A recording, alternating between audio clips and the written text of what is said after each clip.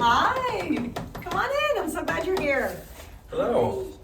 So come on through out of the cold and we'll go into the main part. The first thing I want to tell you is that wall did not used to exist. It used to be an open circle plan when the house was built in 1961. And then somebody decided to close it off. So now we all funnel through this way. So my family and I moved in. In the summer of 2020, not 1920.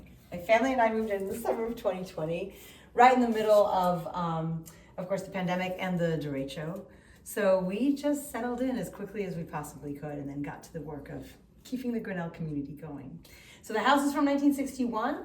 I don't know how many presidents have lived here. I'm the 14th president, but it's been the president's house ever since it was built.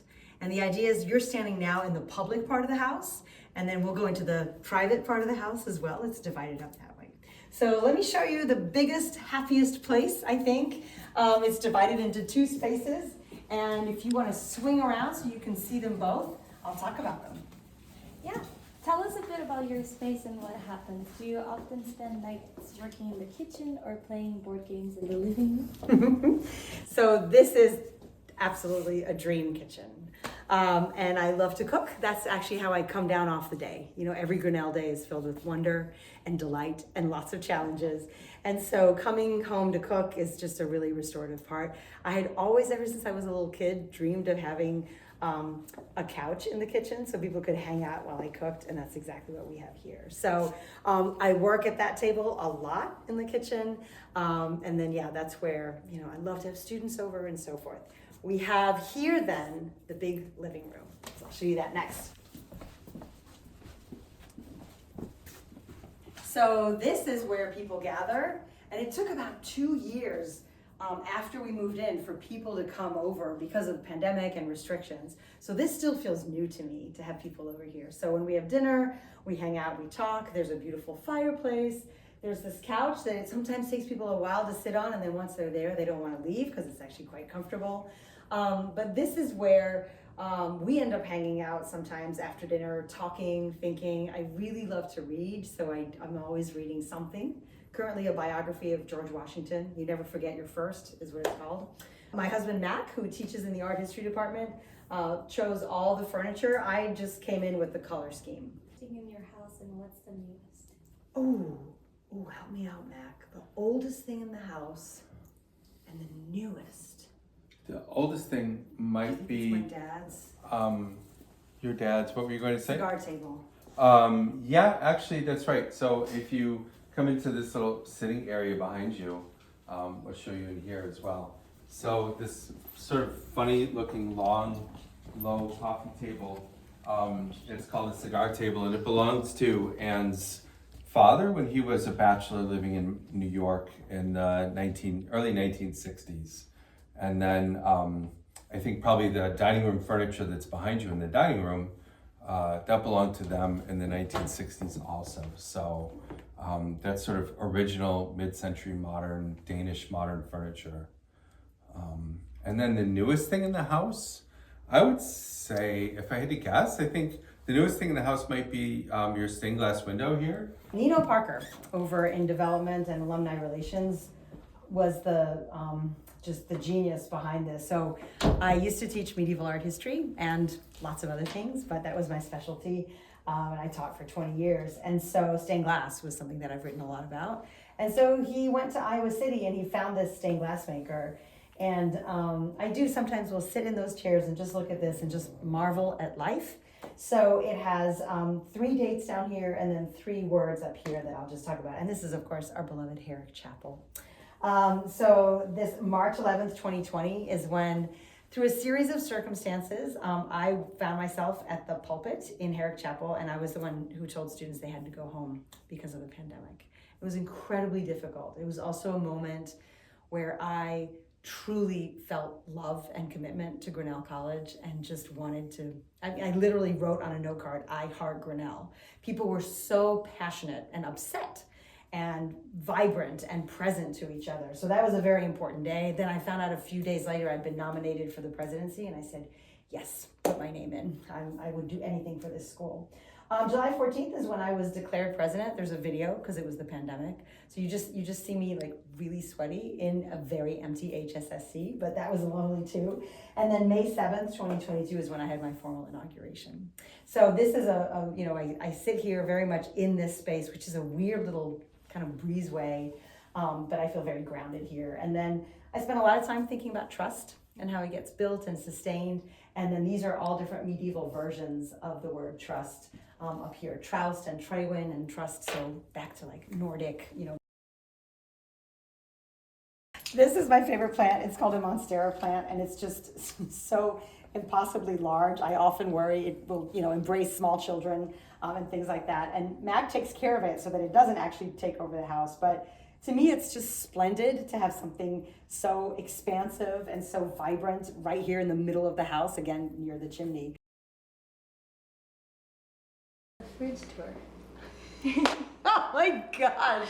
Okay, so here's the embarrassing part. There are 2 refrigerators in the president's house at Grinnell College. So come on through. All right.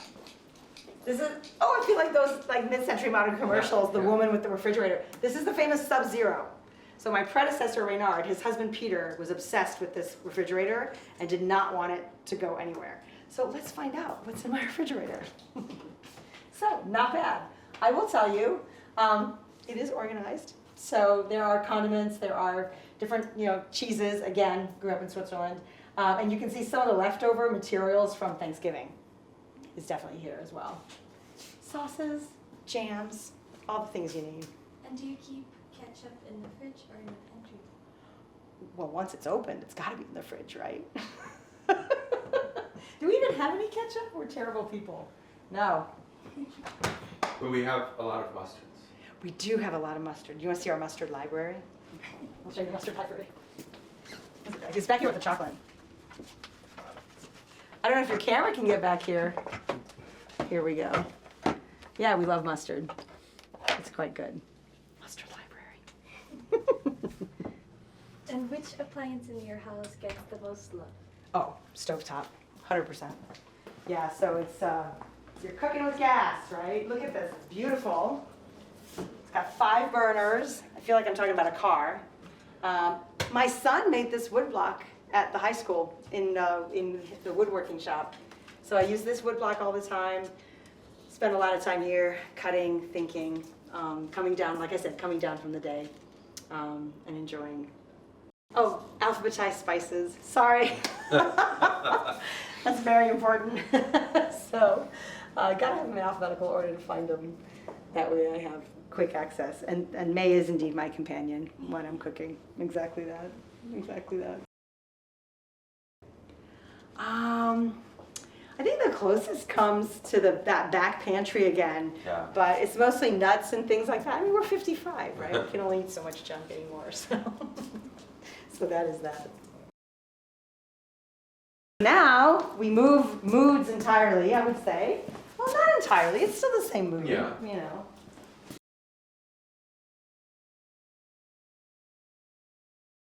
So they really conceive of it as a totally different part of the house.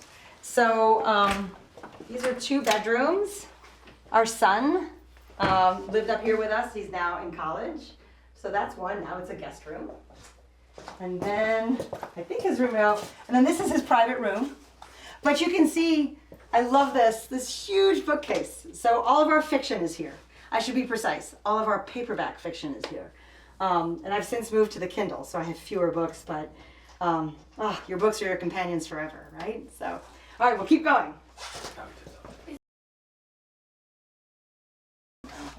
So this is now the living quarters. And there's just one very special thing that I want to show you. Maybe it'll be in answer to one of your questions, but what I wanted to show you was this. This is a little mini poster that I've had for years and years, long before I came to Grinnell.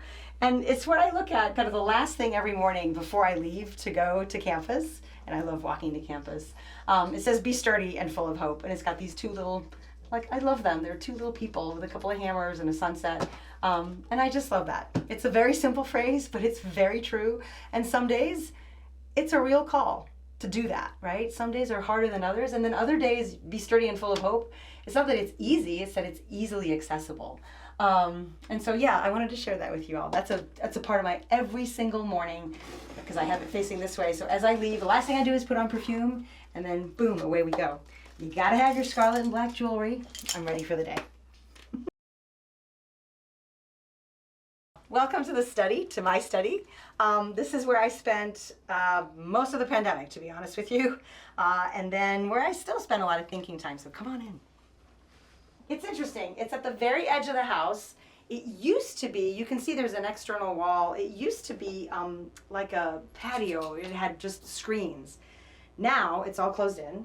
So here's my desk. That's a lot of, I love to write. I miss writing. I don't miss grading, I'll tell you.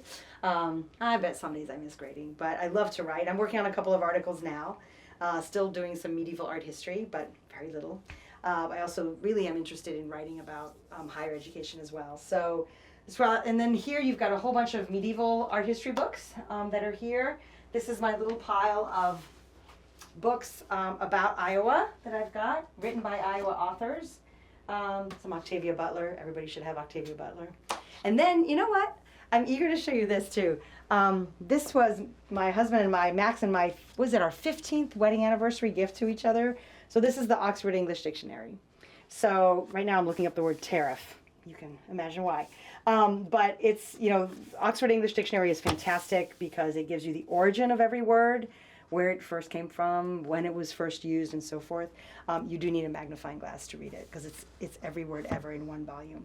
And then I guess lastly I would point out what my dear friend gave me when I moved here. It's a little sign and it says, Grinnell is my happy place.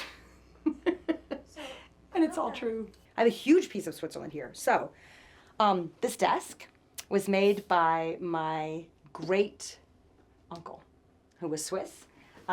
He was my mother's uncle, and he was from Les Chaux-de-Fonds, and was an engineer as well as a woodworker. So it has all sorts of cool drawers and things. I mean, it's a regular desk. There's nothing that unusual about it. But it has traveled so far and so long. So this is still the, like, domestic, private part of the house, but we get to go downstairs.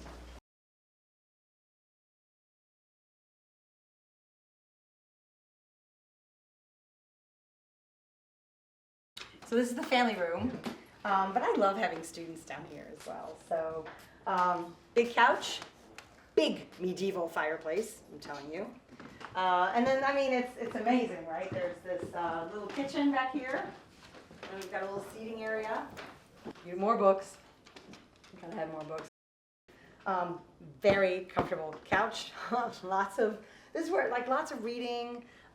Sure, watching television, things like that. Cat events happen here. Yeah, and when the kids are here with us, we spend time with them here. They spend time with their friends here. Yeah. So. Yeah. And we have played board games down here as well. Yes. And down here is actually where I'm working on a personal project. This is, my father was born in 1920 and he fought in World War II. And he was able to go, it was brand new at the time, to college on the GI Bill. So he was first generation in 1947. So these are all letters written to him from 1937 to 1943. And in 1937, he was 17 years old, and he had just started in the Navy. So these letters are actually really moving for me. My brother and I are working on this project to kind of talk about his life during this period, because a lot of these letters were written when he was your age, right? When he was college student's age, but he's fighting in a world war. And so these are all letters written to him by multiple different people. And I even found a letter somebody wrote to him from Iowa City. Blew me away, absolutely blew me away.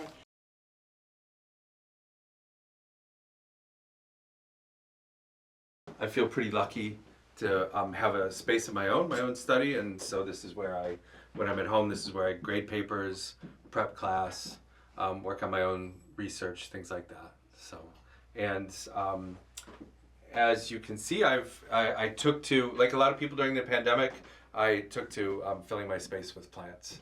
So I'm trying to keep them all still alive.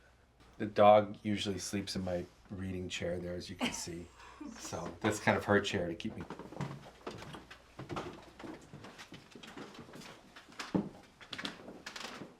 May, you've been so good. Yeah, thank you. She can be so barky. You want to get her? Hey, May. No, I just said you were so good. I just said you were so good. Yeah, so it's the greatest joy having students in this house. And that's it. That's the house.